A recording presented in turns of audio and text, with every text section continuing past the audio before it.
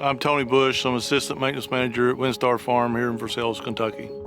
Groundskeeping on a horse farm is trying to keep us well manicured at all times. It's all about aesthetics and making the best forage we can for the horses. For me, my first impression would be when I go somewhere is how well the farm looks.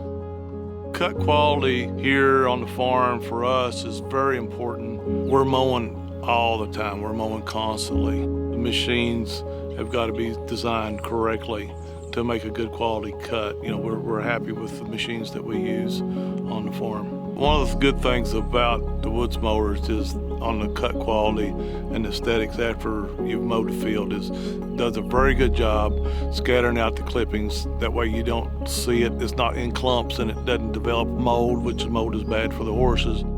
I like the blades that they put on the Batwings, the design of the blades, the vacuum that they create. They pull the grass up. They have a much longer cut edge on the blades.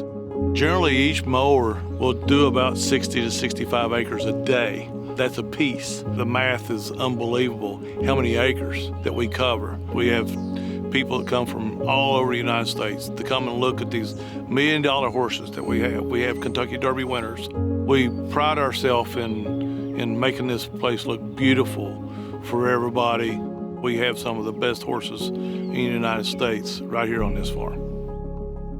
Getting up and coming to work every morning and watching the sunrise or seeing the frost on the grass or looking at the fields that the guys mowed yesterday, just thinking about, wow, I'm really a part of this.